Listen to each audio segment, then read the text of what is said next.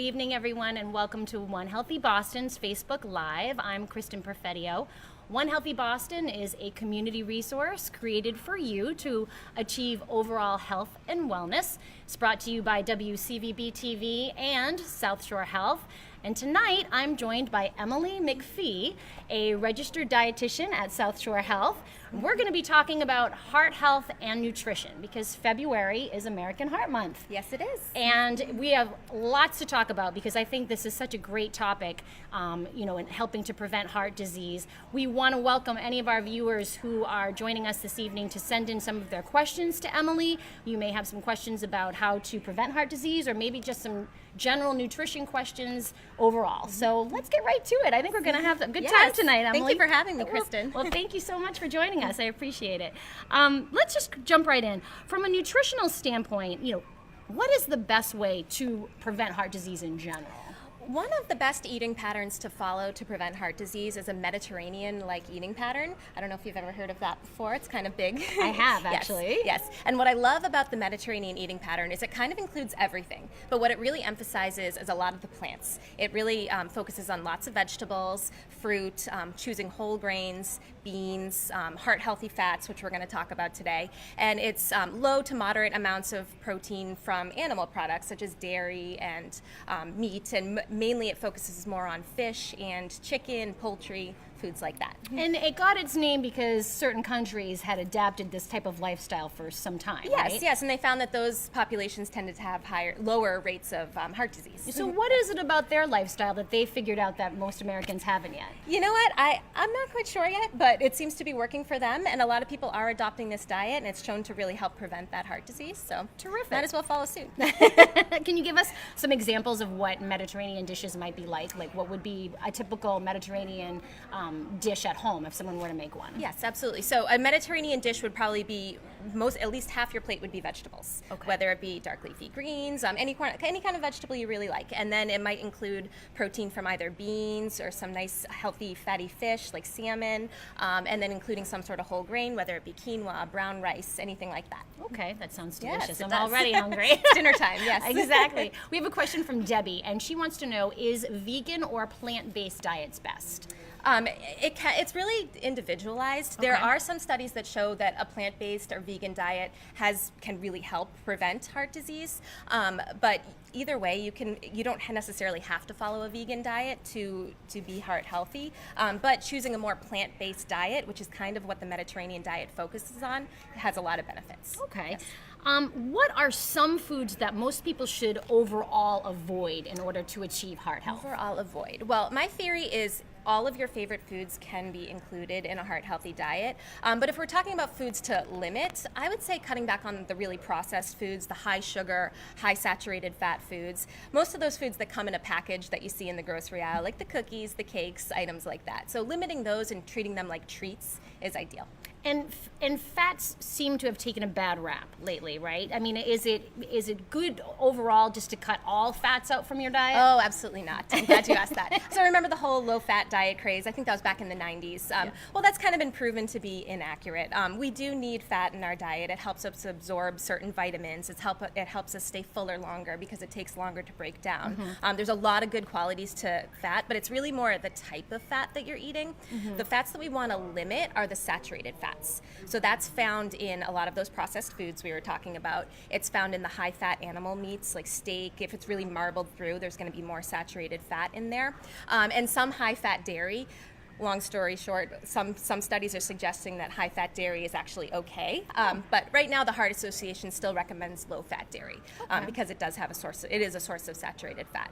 But really, the foods to avoid, the real processed ones, and you can definitely include the healthy fats, which would be avocado, nuts, olive oil, those types of oils, the plant-based oils, besides coconut oil, which I think we're going to talk about soon. Okay. We have a question from Debbie. Does dairy cause inflammation?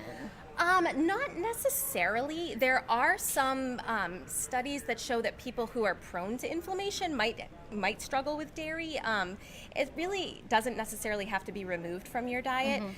Some people are lactose intolerant and choose not to have dairy, or they might follow a plant-based or vegan diet, and that's okay as long as you're getting calcium from other sources. You don't necessarily have to have it. But as for it absolutely causing inflammation, I don't think so. I don't think that's a main cause. Okay. Getting back to the fats and sugars and so on, can you, and I know you're not a heart doctor, but can you explain maybe briefly the difference between the good cholesterol and the bad cholesterol and what people should be looking for with that? With our foods? Yes. So actually, the new dietary guidelines focus more on the saturated fat rather than cholesterol in our diet. That's why eggs and shrimp are kind of back in vogue right now. Right. So it's not so much the cholesterol that's affecting the cholesterol in our blood. I know that's a little confusing. Okay. It's more the saturated fats we're looking at. Okay. But sugar has shown to play a role in heart disease as well. So it is good to kind of cut back on the added sugars a little bit. That was actually a question that I had for further down, but sugars, it should not only just be fats that you should be looking at, you should definitely be looking at your sugar intake as well. Absolutely, yes. The American Heart Association recommends no more than 36 grams of added sugar for men and no more than 24 grams of added sugar for women. We get less, unfortunately. But studies have shown that high sugar intake has contributed to heart disease, so cutting back is definitely ideal. Okay, we have a question from Karen. What about the keto diet? Oh, the keto diet. Oh gosh, we could talk for an hour. I know, we could do it. So my personal take on it is I don't tend to support diets that completely villainize a food group. And carbohydrates, they've been really had a bad rap lately. But the truth is we need carbohydrates. It's what fuels our brain. It's our first source of fuel in our body. So when you take that away, eventually you're going to start to feel really sluggish. It'll be hard to think straight. And a lot of times that diet, any diet that restricts a whole food group, isn't always sustainable. Okay. So a lot of times people end up losing weight quickly and then they end up gaining it back after because they kind of hit a wall and they can't keep up with it. That being said, the keto diet is recommended for certain populations with like seizure disorders, for epilepsy. There have been studies that show that that actually helps. So, but for the general population, I don't typically recommend the keto diet. But at the end of the day, you have to do what works for you. All right. Barbara has a question. Sirloin, other cuts of meats, are they good or bad? What are your thoughts? Good question. Sirloin actually tends to be a leaner cut of red meat. It's a good idea to look, when you're buying either the ground sirloin, look for the leanest cut of it. I know there's like 93% lean or 85% lean. Just look for the leaner cut of it. But sirloin does tend to be leaner. The higher fat steaks, you're going to see it when it's raw. You know how you can see all that marbling throughout? That's going to be a higher fat cut of steak. Okay, so with someone who has heart disease or is trying to prevent heart disease, they don't necessarily need to cut meat out at all, right? No. And I think the American Heart Association recommends meat no more than twice a week, and really just choose the leaner cut if you can. And it's not that you can never have, say you really love that high-fat steak. If you have it every once in a while, it's okay. It's what you do most of the time that matters. Okay. So if someone came to me and they had a very high, a diet very high in those animal fats, I would just work on cutting back a little bit and adding more plant-based in. That was going to be a question that I definitely was going to ask. You know, somebody who's been faced, again, diagnosed with heart disease or maybe more prone or apt to develop heart disease, they don't necessarily need to just kind of go cold turkey and have develop this very nutritious lifestyle right away, right? It's baby steps. Yes, absolutely baby steps. I love that you said that. I've seen this all too often where people think they have to follow this perfect diet. They make all these changes. They throw out all their favorite foods. They buy all these foods they don't know what to do with. They hit a wall and they just kind of give up completely. So that's why I really focus on small changes with people. So you can absolutely include your favorite foods. Just think of a few small goals and work towards them. Okay. Cheryl has a question. What about the wheat belly diet? I have never heard of that before. Yes, I'll be honest, I haven't read the book, but I think it's kind of focusing on like the soils and how foods have kind of changed over the years. And maybe there is some truth to that our crops aren't quite as nutritious as they used to be. But the wheat belly diet, I think it focuses on taking away gluten and all grains. Really, you only need to take away gluten if you have celiac or you have some sort of gluten intolerance. That's the only time I really recommend taking it away altogether.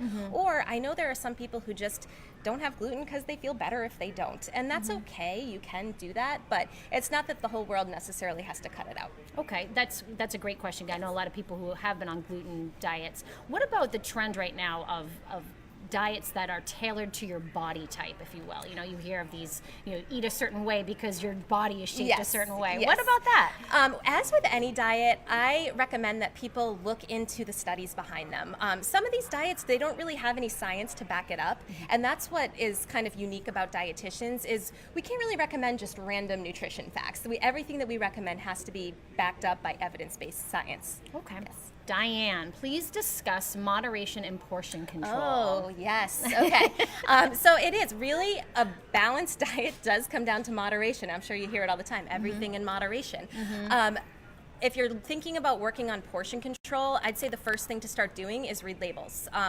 Look at a nutrition facts label and see what that serving size says, and see how much fat is in that serving size, how many calories, and that will kind of give you an idea.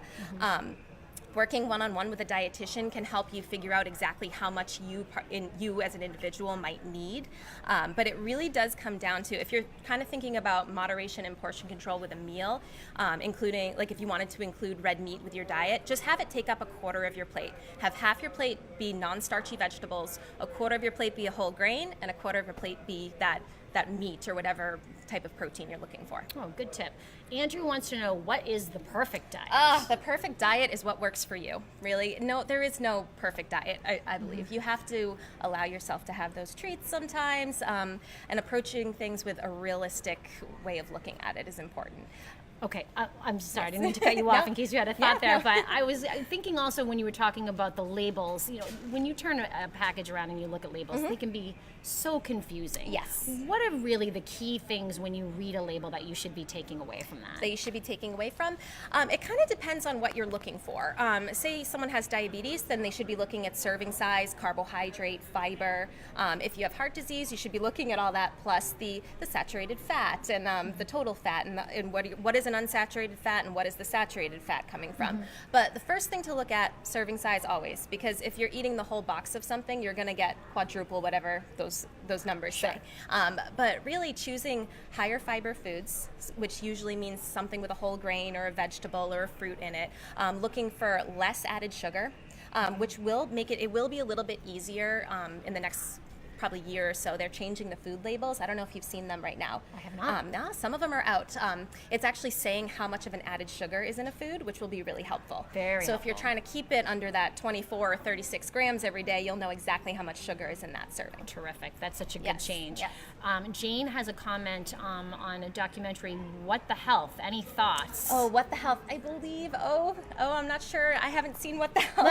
But I think it's focused on a vegan or a plant-based diet, or it's saying that that's the way we should be eating. Okay. I wish I saw that. I think it was on Netflix. Well, but something yes. that we'll have to tune Yes, into exactly. over the weekend when we have nothing I know, to do I'm with the sorry. snow.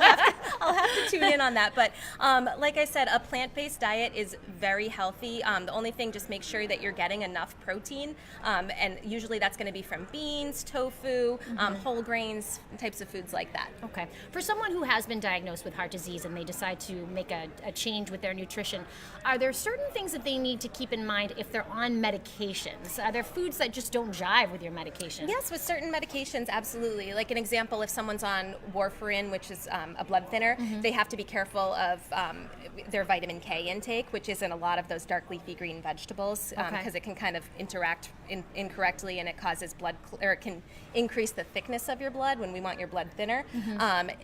Like if someone's on Lasix, they need more potassium, because Lasix can actually cause you to have lower potassium levels. So yeah, all different medications can have their different effects. So that's why it's important to meet one-on-one with a dietitian if you're thinking about making big changes, because we take into account your medical history, your medications, all of that. And they can sort of kind of walk you through the Yeah, process help you and map navigate it. through. Yes, Terrific. exactly. Ellen wants to know, why don't carbs relate to sugar? Why don't carbs? Well, actually, sugar is a carbohydrate. So when you look at the nutrition facts label, you'll see that the carbohydrates are bold, and then underneath it is fiber and sugar. So it does relate to carbohydrate. However, there's different types of carbohydrate. There's starch, there's fiber, and then there's the sugar in there. So that's why it's right underneath. So I'm not really sure what the question was, but it does kind of relate to it, because but if you're carb counting, if you have diabetes, we usually recommend looking at the total grams of carbohydrate, not just sugar. Okay. Yeah. What about sodium? I mean, someone with heart disease must also need to pay attention to that as well, right? Yes. Watching your sodium is key, especially because excess sodium causes you to retain fluid, which therefore is going to make your heart work harder. So we don't want to make your heart have to work harder. So cutting back on sodium is a very good idea if you're just trying to live a healthy lifestyle, or if you have heart disease or any sort of high blood pressure, anything like that. Usually we recommend no more than 2,000 milligrams per day, and you'd be surprised how many foods have sodium. So it's not just the salt shaker. Right. A lot of processed foods, a lot of frozen foods, canned foods, those types of foods are going to be really high in salt. So reading those labels is definitely helpful. Okay. Hello, everyone. Sorry about that. Pardon on our interruption. Just a little technical difficulties, but we're back and we're talking about heart health and nutrition. Very important topic tonight. Emily's got some great stuff that she's been sharing with us. Right before the break, we were talking a little bit about cholesterol and healthy fibers and what to look for in a fiber supplement if you are looking at that. Yes. Most fiber supplements they contain that soluble fiber. So if it kind of depends on what you're looking for. If you're looking to lower your cholesterol, it's a good idea to make sure there's soluble fiber included. Okay. And we did get a question right before the break. Can anyone just see a dietitian? Anybody? Yes. Most people can. Yes, everyone can come and see a dietitian. The only thing is some insurances. It depends on what your insurance covers. To give you an example, Medicare only covers nutrition visits for diabetes and kidney disease. But other insurances, some insurances cover everything. So what I recommend doing is calling your particular plan and seeing if they cover medical nutrition therapy. Some people will come in for just general dietary counseling, just to make sure they're staying on track. Right. So yes, that's an excellent question. Excellent. We want to welcome our viewers to send in their questions. We are One Healthy Boston Facebook Live. We're talking about heart health and nutrition this month. Let's get to another question. Oh, the one that we were talking about before was, does it matter if someone eats 3 meals a day, 6 meals a day, 1 big meal a day? How does that work? Yes, well, that is another very individualized question. For the most part, I don't recommend just eating 1 big meal a day, because think of it, if you need 2 to 3 cups of vegetables, 2 to 3 fruits, 5 servings of grains, 6 ounces of protein every day, you can't cram that all into 1 meal. So some people might eat 6 small meals a day, some people might eat 3 meals a day, and you know what, it's really what works for you, as long as you're getting all the nutrients and the fiber and the protein that you need. Awesome. Yeah. Awesome. And what should people know if they're trying to take on a more heart-healthy diet in general? The first thing to know is you don't have to follow a perfect diet. I know someone had asked that before. There's no such thing as an absolute perfect diet. Take small steps towards a healthier diet. I always recommend, of course I always recommend meeting with a dietitian. However, first thing to do, keep a food log for yourself and then review that food log and see, okay, what changes can I make? Where did I get too much of? What am I missing out? If you're thinking, okay, I need more vegetables and you only had maybe a half a cup of vegetables every day, then where can you increase those vegetables, But if you're looking to learn more about it, heart.org is a really good website. The internet's a scary place when it comes to nutrition facts. I don't know if anyone's noticed that. You always want to look for something that actually has an organization behind it and they're not just trying to sell something.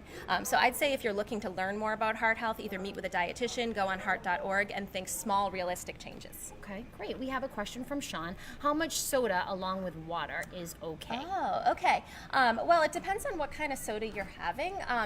Cutting back on sugar is a good idea. To give you an idea, if we want less than 40 grams of sugar every day, a can of soda has about 40 grams of sugar in it. So it depends on what your goals are. That being said, I know that there are some people who absolutely love their small can of soda every day and the rest of their diet is pretty healthy. So it depends on the whole diet that we're looking at. I don't recommend drinking soda regularly, and especially if you're trying to lose weight, cutting back on those added sugars can really help. But like I said, everything can be fit into a healthy diet, so I guess it depends on the individual. So going on a healthy diet does not mean that you're going to cut out all your favorite foods? Yes, you can still incorporate your favorite foods. And I'm not saying eat junk food all day, every day, and that's healthy, but you can definitely work those in moderation. Yes. All right. Mary, is whole grain pasta okay for a diabetic? Yes, that's actually what we recommend. You still treat it like pasta. Don't sit down to a giant bowl of it, but carb for carb, it's very similar. However, it's a more quality carbohydrate because it has more fiber in it. So that fiber you're going to digest that food slower if there's a lot of fiber in it. So your blood sugar is not going to spike up quite as high, and you'll stay fuller longer as well. All right. Let's get back to food logs. You you were talking about that. Yes. What does someone do with something like that? What kind of things should they be logging? Well, really, my theory is you bite it, you write it. Just put everything in there, and then sit down and review it. And that's what I always recommend when people are coming to see me. I always ask for at least a 3-day food log, just so I can get an idea, because your day-to-day is a little different, and sometimes when you're sitting down and telling someone what you eat, you can't really remember it. Like if I asked you what you had for lunch today, you'd probably be like, wait, what did I have? But sitting down with a food log kind of gives us the nitty-gritty of everything, and we can kind of get an idea of what someone's eating pattern is like, and where it helps us better identify where we need to make some changes. Okay. Judy has a question. What fruits are bad? Oh, no fruits are bad. It's all, I mean, yes. All fruits can be worked in. I know sometimes people think, bananas are bad because they're higher in starch. Yes, they're a higher starch food, but they can be worked in. They have a lot of potassium, they have some fiber, so there's a lot of good qualities to those types of fruits. I recommend eat the rainbow. Try to get a different variety every day, because all of those different colors and all of those different fruits, they give you different nutrients. So getting a variety is a great idea. But to answer her question, no fruits are bad. Like berries are a little bit lower in sugar and higher in fiber, but that being said, include them all. There's no bad fruit. All right, Rick and John are asking about beer and alcohol. How does that play into heart disease? Good question. The Heart Association recommends no more than 2 drinks per day for men and no more than 1 drink per day for women. And they don't recommend stockpiling at all for one night on the weekend. There have been studies that show excessive alcohol has been linked to stroke, heart disease, all the stuff we don't want. But then there have also been studies that show moderation with alcohol can actually keep you healthy.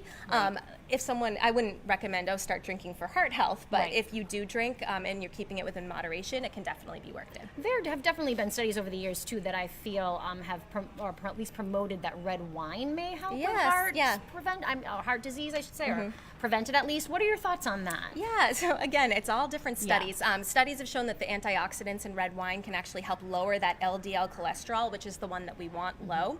However, there are other studies that suggest that it's no better than beer or liquor or anything like that in preventing heart disease. So it all comes back to moderation. Okay. So if you love red wine, include it in moderation. Awesome. Okay. John, how do you shake addiction to sugar and caffeine in soda? That's a tough one. Yes, it is. That is tricky, and some people will try to cut it out cold turkey, and my theory is always just slowly cut back. If you love 5 sodas a day, let's see if next week we can bring it down to 4 sodas a day, and then maybe take small baby steps. You don't have to cut it out completely immediately. Have you ever had a patient that has implemented, nutritional changes, good nutrition changes, good eating habits, and has really cut their risk for diabetes, heart disease, and all of that? Absolutely.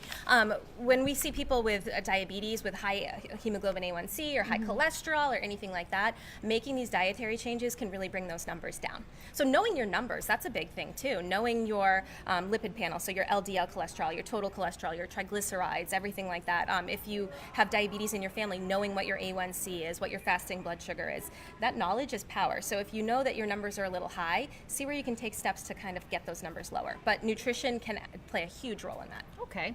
Tracy wants to know, what's your thoughts on the Tom Brady TB12 diet? Yes. Tom Brady's, yes. Yeah. So it seems to be working great for Tom. But some of the things, I think recently he cut out all nightshades and those types of foods, so like eggplant, tomato, those types. You don't necessarily have to cut those out. And I think he only eats like one food group, like he won't eat fruit with anything else. Maybe that's just what feels good to him. There's not a lot of science that backs that up, but for the most part, he follows a healthy diet. He eats lots of vegetables, he eats lots of fruit, he eats lots of lean proteins. So, okay. Yeah. Thoughts on juicing? I mean, that's a trend too right now. Yes, it is. Yeah. It depends on the type. If you're just taking the juice from the vegetable, you are missing out on a little bit of that fiber, because the actual vegetable is going to have a lot of that fiber in it. Right. And everybody's different, but I feel that chewing your food actually makes you feel more full. So it really depends. It can be helpful for some people, and if you're missing out on those vitamins and you want to get it through juicing, that's fine, but I don't recommend skipping a meal and having just that juice, because it's going to backfire. If you're doing it for like a detox diet or something to lose weight quickly, you're probably just losing water weight in that short amount of time, so you'll put it right back on. And you don't really need to detox. We have a liver for that. So All right. Anna wants to know the keto question again. Thoughts on the keto diet? Yes. So the keto diet, It's very low in carbohydrate, as I think it's less than 30 grams of carbohydrate every day. Okay. And actually, the Institute of Medicine recommends that we get no less than 130 grams of carbohydrate per day, just for proper brain function. So the keto diet, yes, you lose weight quickly, but I've found in most cases that it's not sustainable for people. So I don't typically recommend that. But cutting back, if you're thinking about cutting back on carbohydrates, I say start with the really processed carbs. Cut out the really the added sugar ones, or the really like empty carbs that don't have any fiber. Okay. Stick to real whole foods. Okay. Yeah. All right. Renee wants to know what's the best way to boost your metabolism. Best way to boost metabolism. There's no magical food that's just going to boost your metabolism, unfortunately. But eating in a manner, like eating regularly, can help, but also exercise. Okay. Exercise will help boost your metabolism. That was actually going to be a question I was going to ask you. You know, nutrition is great, but how important is it to also bring in exercise habits and helping you with your heart health? Yeah, exercise is very important. It's been shown to help control diabetes, help prevent heart disease. So they kind of go hand in hand. It's very important to, and I'm not saying you have to start training for a marathon or anything, but just getting out and getting a little more active, getting that blood pumping can really help. Okay. Lorena wants to know about tips for folks with irritable bowel syndrome. Oh yes, irritable bowel syndrome. That's a very tricky one because everybody has a different GI system, and what works for one person might not work for another. If you did have IBS and you've tried everything, what we've found is a low FODMAP diet can help. Which So what's that? So a low FODMAP diet, it cuts out short chain carbohydrates, which they've been found to be osmotic. They actually pull water into your digestive tract if you have IBS, which causes that bloating, that gas, that diarrhea, all that stuff, that all the symptoms of IBS. Okay. And it's usually a 6-week, a short diet trial, and it kind of helps retrain that gut bacteria, and it helps people feel better. And then what we would do is slowly add those foods back in and see what people can tolerate and what they can't. And what are examples of those foods? So examples, so like gluten is one of them. Okay. Like lactose is a big one. Certain fruits, certain vegetables. So we would just cut all that out. It's a very minimal diet, and that's why I really like to watch people closely when they're doing this to make sure that they don't just take the information and follow a low FODMAP diet for life, because they're going to end up malnourished if they do. Okay. But we would take all those out, and then they'd keep a thorough food and symptom log, and say they're feeling great in 6 weeks, we'd start slowly adding things back. Like we'd take one type of food each week and see how they tolerate it. Yeah. Excellent. Okay. Charlene, how many ounces of meat should we eat? I'm guessing in a day? Yeah, it depends on your height and weight. Everybody has different calorie needs, but the average person, it could be anywhere from 4 to 10 ounces. It really depends on your nutrition goals, your weight, kidney function. There's a lot of, but an average serving at a meal would be about 3 ounces. Okay. Which is about the size of your palm. Okay. And for someone who, you know, a bigger guy who likes to eat, you know, meat and potatoes, you know, how do you kind of walk him through something like that, you know, trying to cut back a little bit? Yeah.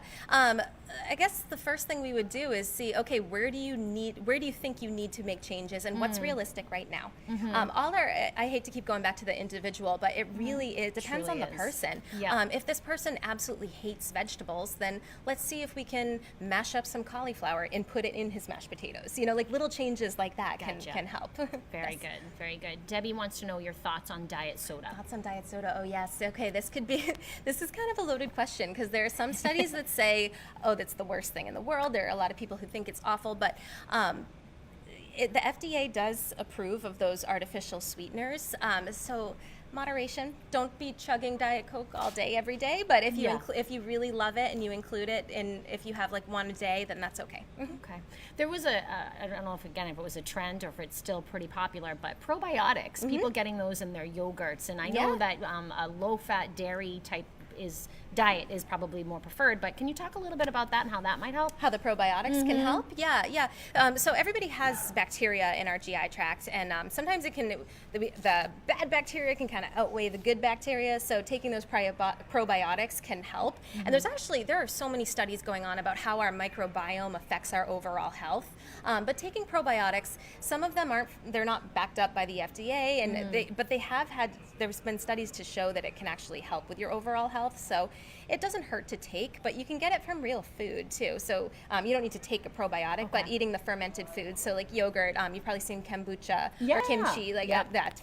And what was the other one? Like sauerkraut, like homemade sauerkraut has some probiotics in it. So incorporating those. But to add to that, we also, so probiotics are that good bacteria, but prebiotics are the foods that feed that good bacteria. Okay. So those prebiotics would be lots of vegetables and fruits and whole grains. So incorporating those to feed that good bacteria is important. Oh, I've never heard of that term. I've only heard of the pro. I not know, the pre. we're only pro. We need the pre too. All right. John suggests using a small plate. Is that a good idea? Yes, it is. If you are trying to lose weight or cut back on something, using a small plate is huge. It's all a mind game, because if you take this big giant plate and you put those perfect dietetic portions on there, you're going to feel deprived. Yeah. So a small plate, hey, that works. That's a great idea. And can you give us that visual again of what if your plate's in Yes. front of you, what you should be looking at when Yes. you eat at night or in the morning? Yes, a great goal is to make half your plate those non-starchy vegetables. A quarter of your plate would be your carbohydrate source, and like I said, I recommend a fiber-rich carbohydrate source. So brown rice, quinoa, whole wheat pasta. Have you seen that chickpea pasta? Yes, that's very another good. option. Yeah. Yes, and then a quarter of your plate would be that protein, whether it be beans, whether it be a lean protein like fish or chicken or anything like that. Okay. Karen wants to know about Stevia or Splenda. Stevia or Splenda. That kind of goes back to both of them are approved by the FDA. Stevia it's considered more of a natural sweetener. It's not an artificial sweetener, but they're both non-caloric, so they can absolutely be used. Like I said, I don't recommend like chugging diet soda all day every day, but you can absolutely use Splenda or Stevia in your foods. Okay. Yes, especially if you're trying to cut back on sugar, that's a good idea. Gotcha. And eggs. Eggs are back? Yes, They're eggs are in back. vogue again, as you Yes, would say? yes. I love that Yeah. term. So they got a bad rap a few years ago. Yes, they did, and it was because of the cholesterol. But first of all, dietary advice is always changing, as you've probably noticed. So eggs, first of all, let's talk about the yolk. It's really the yolk that was the villain for a while. Okay. So that yolk, it contains all the cholesterol of the egg. But it also has the choline, it has the vitamin D, all sorts of things that we want from our diet. But we were taking that out. But now they're finding, like I said earlier, that the cholesterol that we eat isn't so much affecting the cholesterol in our blood quite as much as we thought. It's more the saturated fat. Okay. So eggs are actually pretty low in saturated fat, and they're a really nice lean protein. So yes, they have a lot of cholesterol. And that being said, I have to cover myself. So, some studies are suggesting that some people are sensitive to that cholesterol. Okay. So I don't recommend, eating 5 eggs all day, like every day, but they can definitely be worked into a heart-healthy diet, and it's a good idea to include eggs. Is it good to have an egg a day, or maybe just once or twice a week, you think? Yeah, this is the problem with the new dietary guidelines. They didn't give us an exact number to go by. It's kind of a gray area, but it depends on your eating habits. It depends on what the rest of your day looks like, but some people swear by a couple eggs every morning and their cholesterol is fine. So, yeah. All right. Again, everyone is unique Exactly, in their own individual way, right? Debbie needs tips for getting iron. Oh, okay. First of all, dark leafy greens are a good source of iron, and they also have some vitamin C. So pairing vitamin C with iron can help you absorb it. Also, red meat. I know we were just talking about limiting red meat to a couple times per week, but that's a good source of iron. Even like an egg has about 1 milligram of iron in it, so that can help you get it. And the average person, I believe it's I think it's around 18 milligrams of iron you need every day. Okay. So even just including like eggs, those dark leafy greens, beans are a good source of that iron. Okay. Yes. All right. When you say dark leafy greens, I'm sorry, like spinach, spinach, yes, that type yes, of stuff. Okay. yeah. Wonderful.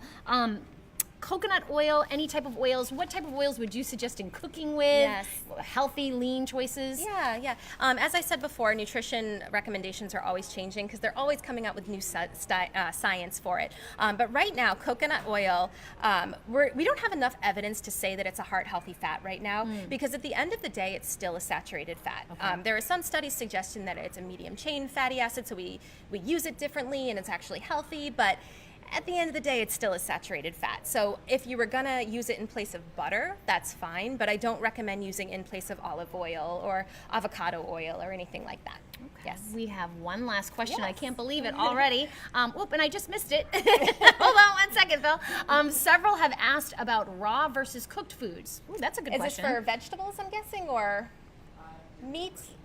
Yes, okay. Yeah. Well, Okay. cook your meat so you don't get sick. Definitely.